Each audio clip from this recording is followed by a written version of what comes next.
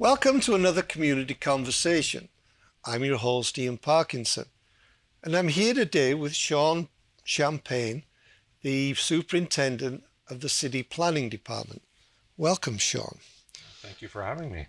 So you're the Strong Towns champion for the city, I'm led to believe. Maybe it's an unofficial role. I suppose unofficial role. I was responsible for helping facilitate this project, help lead this project through its process. Okay, let's get into the nitty-gritty. I have to admit, 18, 20 months ago when Strong Towns first became in the public arena, and I'll openly admit this, I was misinformed as to what it was all about. So what is the Strong Towns philosophy? Well, the Strong Towns philosophy is, so first of all, Strong Towns are a nonprofit organization. They host an educational platform online where they host articles, videos, podcasts, all on the topic of city building. What sort of things make a city a great place to live? What's interesting about the Strong Towns philosophy is everything is based around fiscal sustainability. So a lot of what they educate on has to do with how financially stable our cities are. The way that we're building infrastructure, for example, the way that we're building roads and pipes and things like that, things that ultimately become liabilities for the city. And when I say the city, I mean taxpayers like you and I, because we're the ones responsible for paying that. So everything is based around that concept. So how has Strong Towns changed the way you look at your planning work? What's interesting is this philosophy is something that we were already going down the path of in the city. Oh. So this is something, concepts here were included within our municipal development plan that was adopted by our city council in 2020. And this actually came from our director, who attended a conference where the founder and president of Strong Towns, Chuck Marone, was the keynote speaker. And this director took home some of these concepts from there, and they're ideas that we've actually implemented within the municipal development plan. So this is absolutely not a 180-degree shift from where we were going in the past. It's more just further strengthening the path that we were already going down. So in taking on the Strong Towns, I'll keep using the word philosophy for a better word, how has it changed what you do insofar as providing services to city residents? I think the biggest change that it's made is we're starting to now look at the financial impact of development in the city. So that means two things. Number one, what will the cost be to the city? And again, to be clear, when I'm talking about the city, I'm really talking about you and I, the taxpayers here, because we're ultimately the ones who pay for these things. So before development is approved, or a new subdivision, for example, so a new suburban neighborhood, we want to look at, okay, what will the cost be for installing all of the infrastructure in that neighborhood? How many linear meters of gas pipe are there? How many square meters of asphalt are we putting down? How large is the park? How much grass is there? And how much is it going to cost us to operate and maintain all of that infrastructure? Because it requires ongoing maintenance. And at the end of the life cycle, how much is it going to cost us, again, you and I, to replace all of that? Because we have to pay for all of that. So that's one side of the equation. The other side of the equation is, well, how much revenue is it going to generate for us as a city? And it sounds, it's very blunt to speak of it in that way, but how much tax revenue are we going to get out of this? Because that is ultimately what pays for all of this infrastructure. So now we're starting to look at development a lot more through that lens. So before approving a new suburban neighborhood, we want to make some of these calculations and figure out, okay, how long will it take for us to make our money back on this investment? And that's something Money is always something a little bit awkward to talk about, and people don't like to talk about it, but ultimately at the end of the day, it's greatly, greatly important, because I don't think anyone wants to see their taxes skyrocket. We want to keep a stable level of services, and we want our taxes to remain stable. We were talking earlier, and you mentioned the fact that in looking at this strong town's way of doing city business, it actually involves more than the planning and development services department. What does that look like? Absolutely. So this involves, so this community action lab is what the city participated in partnership with Strong Towns. And it's a 2-year program. And the first year of the program is the education phase. So during this phase, we're just trying to learn as much as we possibly can.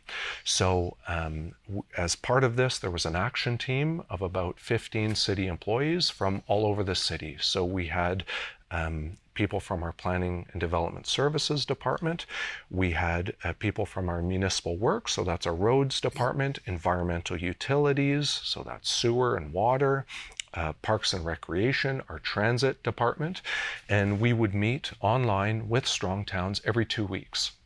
We were all given homework, and the employees who participated in this agreed to do a little bit of reading, watch some videos from the Strong Towns platform, listen to a podcast, and then we would meet online every 2 weeks, and we would discuss our lessons. We would discuss what we learned, what we liked, what we think could work in Medicine Hat, what won't work in Medicine Hat, and so that was part of the exercise internally. Externally, there were several events that were hosted at the Esplanade, where Chuck Marone would present, and all of those presentations were open to the public. They were also recorded, and they're available on our YouTube channel for anyone who wants to watch. We also had a book club take place at the public library. So the public library really latched onto this and picked up 10 copies of the book and created a book club kit. So residents took it upon themselves to come down and form a book club and learn as much as they could about this. You also, I believe, the public also got involved in some kind of Strong Towns clinic workshop. I remember there was one at one of the local restaurants here last summer. So the public got involved besides the book club. That's correct. And so what was really interesting with that is that's something that was not led by the city. It's not something that was led by Strong Towns. Oh. This was absolutely a resident initiative. So residents who found some interest in Strong Towns. There was something within the book or within the lessons that resonated with them, and they took it upon themselves to form what's called a local conversation group. So there's a Strong Towns local conversation group, entirely citizen-led, and this group of people found it really interesting, and they took it upon themselves to go to a local business, and they hosted an event at the Yard downtown. And it was fascinating because what they did is hosted different tables, where each table was hosted by a different member of their local conversation group, and each table had a different topic, something that they thought was really interesting in the city, that either makes the city really great or where there's maybe some shortcomings, where we could make some improvements. And throughout the evening, residents who were attending this session would circulate around the yard, going from table to table to table, and share their thoughts on how they could implement some changes to help address this struggle that the city is facing. And the local conversation group member was taking notes, writing down people's ideas, and it was all through this lens of taking the Strong Towns approach of problem solving. So the Strong Towns approach to problem solving is really simple. It's just 4 steps. You observe where someone in your community is struggling. You identify what's the absolute smallest thing you could do to address that struggle. Just try and make it a little bit better. You implement that immediately. You don't wait. You just try and do it right away. And then you repeat. You refine. You improve upon that. So it's a circular process of continual refinement. And it's kind of the antithesis of the government approach to problem solving, where We have huge budgets. We take on huge capital projects. We try and solve everything absolutely all at once in one foul swoop, and then we just kind of move on to the next problem. Okay, what kind of small successes have you had? Well, there have been quite a few over the last year. One of my absolute favorites is a lesson that we had on public restrooms. So this was a problem that was brought forth by the members in our action team. So these are the 15 city employees, where we were facing a struggle with bathrooms in our downtown. Yep. And so there were talks of a bathroom being constructed at our town square, and there was a budget of about $500,000 that was allocated for the construction of bathrooms at our town square. And then we started to wonder, well, I wonder if there's a better way that we could approach this problem. Is there a way that we can try and resolve this rather than throwing $500,000 at this project? And again, just to go back to what we were talking about earlier, we're not only now looking at the initial capital cost, that $500,000 we have to spend, but we're now looking at things through a lens of, well, what's the ongoing operations and maintenance cost of this liability that we're taking on? These bathrooms aren't an asset. This is a liability for us, because now we have to have someone clean it. We have to have someone man it, perhaps. Do we have staff there, security staff? There's water, there's electricity. So what's another approach that we can take to solving this? And I love the solution that was brought forward, because it kind of addresses two things at once. So the first one was really simple, was, okay, well, let's look at what we already have existing. What do we already have for bathrooms downtown? And it turns out we have bathrooms at our transit terminal that not a lot of people know of. The problem is those bathrooms are only open from 9 to 5. So that doesn't help anyone who's downtown in the evening or anyone who lives downtown year round. So why not just take a fraction of that $500,000 and arrange for security staff to be present at the transit terminal 24/7 and have that bathroom operate 24/7. We already have everything in place there. So it addresses two things. First of all, the bathroom solution, and it also renders our downtown parking terminal a little bit safer. Yes. The second part of this, and this is where the small bet comes into place, and I absolutely love this, is many people in our group weren't even aware that there were bathrooms at our transit terminal. These are city employees that we didn't know that. And so the manager of transit, he said, yeah, of course, they're right here. And I'm really astonished that no one knows about this. And one thing I think I'd like to do is advertise it a little bit more. Yes. I'm going to design a poster in Word, really simply, that has the location and operating hours of all the bathrooms downtown, because the transit terminal isn't the only one. We have the Esplanade, the public library, City Hall, and obviously the transit terminal. So he designed something in Word in about 2 minutes, printed up 5 copies, put it into a transparent sleeve, and took it upon himself to go downtown and zip tie these to signs downtown. This isn't someone that works in the marketing department. This is literally the manager of our transit department. But what I love about that is he didn't ask for permission. He didn't go around and ask, is it okay if I can do this? He just did it. And because of that, it was there. And that is one small struggle that was addressed. And then the continual refinement was our corporate communications department caught wind of this, and this is the department that's responsible for marketing and social media and things like this.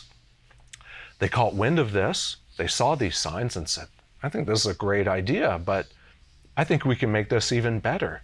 And so they went and professionally designed these using their expertise on metal signs, using our corporate fonts and with a map, and they look great. And they're now strategically located in our downtown. So for example, we have one right at Rotary Park, somewhere, a park where there are a lot of people hanging out and maybe looking for a restroom.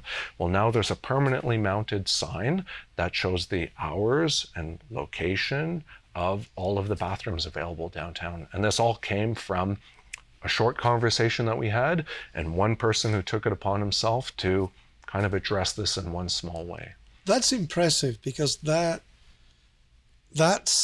type of initiative is not always recognized within, I'll use the term, bureaucracies. So that's a very good way of saving the time, money, and effort. Mm-hmm. So where does Strong Towns, with the developers, does it make their life easier? I think it does. I think it's a much more realistic approach to city building. So in many ways, it's a very much free market approach to city building. It's not about forcing a certain development form through. It's about encouraging development forms that we can afford, that are fiscally sustainable. It's absolutely a free market approach to that. So if anything, it allows the development community to adapt to the needs of residents. So housing is becoming a lot more unaffordable these days. People's needs are changing greatly. We have a population across Canada, but particularly in Medicine Hat, that is aging quite rapidly, and their housing needs are changing. So it's just a way of allowing our cities to evolve a little bit more incrementally rather than drastically. That's the real shift here. Okay, see, this goes back to the next smallest thing. Mm-hmm. Right, let's do this small and slowly and then move on from there. Okay, it's now beginning to make a lot more sense to me. Where does Strong Towns come into play with, let's say, the revitalization of some of our century-old subdivisions, like the flats? How does that... The word densification also comes to my mind, is that sometimes we've got a very small house on a very large lot. Mm-hmm. Which was the style in 1920. Mm-hmm. Now, the marketplace, the home buyers are looking for something a little larger, maybe on a slightly smaller lot. Mm-hmm. So how does small towns and revitalization come into play? Well, I suppose the Strong Towns approach to the revitalization of our existing neighborhoods or historic neighborhoods aligns very much with our municipal development plan. So just to be clear, the municipal development plan is it's a City of Medicine Hat plan that was adopted by our City Council in 2020. And what that document does is it creates a vision for 20, 30 years into the future. And within there, we include policies that address desirable forms of infill development. And within that document, we talk about something called the missing middle. And what the missing middle is, in Medicine Hat, we have obviously a lot of single family homes. Yes. And we also have a lot of very large, very dense developments. So apartments, large condominiums. The missing middle is something sort of in between the two. So we're talking about, duplexes, row houses, things that can fit within the context of our existing neighborhoods. So the Strong Towns approach to development aligns very much with our municipal development plan, and that approach there of incrementally developing within our existing neighborhoods. So through having these kind of multifamily developments within our neighborhoods. Okay, so what's in the future for the Planning and Development Services Department? Well, one of the largest things that we're working on right now is a complete revamp of our land use bylaw. So our land use bylaw is about 10 years old now. Okay. And generally every 10 years or so, it's time to go back and look at redefining or redesigning the land use bylaw. And so the approach that we've taken with this land use bylaw is very much, again, in alignment with our municipal development plan, but also this Strong Towns approach to city building. So in our current land use bylaw, we only have 2 tiers of residential districts, low density and medium density.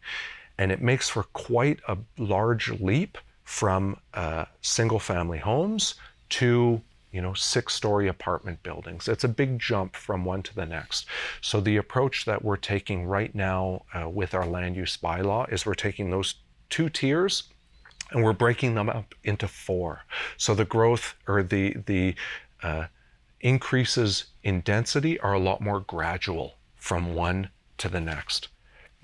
Oh, yes, that makes sense that I come to think of it. So we're in the process, we're only in the process of drafting that right now, but we've engaged with the public very much. We're at every single open house, trade shows. We have a web portal on the Shape Your City page where we talk about the land use bylaw and residents can share their feedback. There is a survey right now online that residents can fill out. It's very popular. We're up to almost 500 responses now. So it's a topic that residents have a keen interest in and share their feedback on. Yeah, that's a big response to a survey. Especially for something as boring as a land use bylaw. Absolutely. No, but we love it. We really seek as much feedback as we can, and we engage a lot with all the stakeholders, so be it residents, but also our development industry, local businesses. We engage with them as much as we possibly can to make sure that this document is aligning with their needs, but also balancing with the needs of our residents, our taxpayers. Okay, so if one or more of the viewers are interested in more information, not only in Strong Towns, but also in, the update to the land use bylaw, where do they go?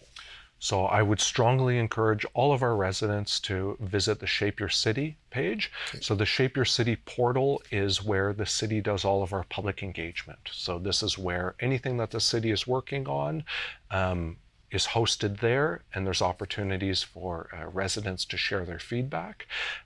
So we have both a page on the land use bylaw, which I would encourage residents to visit, but we have a wonderful webpage on the Strong Towns project that we've been engaged with. So I've worked really hard on trying to share as much as I possibly can on that webpage. So we have a very robust FAQ question where I answer all of the top questions that have been coming up over and over the last year. We have a section of that webpage called Our Strong Towns Journey, where I chronologically share almost everything that we've done over the last year. So almost every lesson that we have, and I'll link to articles and videos. I share details and recordings from all of the public presentations that were made here in town. I share some of the articles that Strong Towns has written about the success stories here in Medicine Hat. So there's one on the bathrooms, there's one on traffic calming. There's another great article on a project that our Parks and Recreation department did in partnership with the Medicine Hat School Board. So lots of information shared there. I link to the Strong Towns Academy, which is an educational platform where residents can take courses for free on a lot of the lessons from Strong Towns.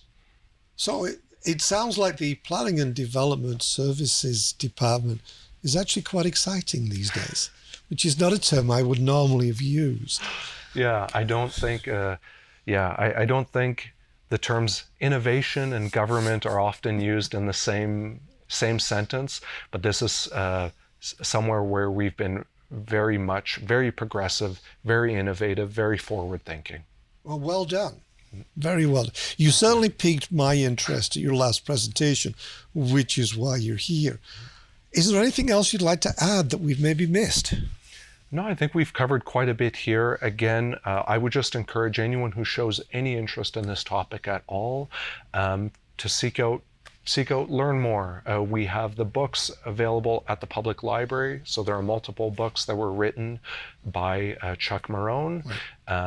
Check out the Shape Your City page. Watch a few videos online.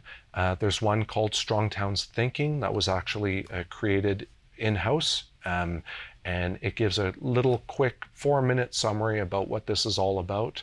But I just encourage residents to learn as much as they possibly can.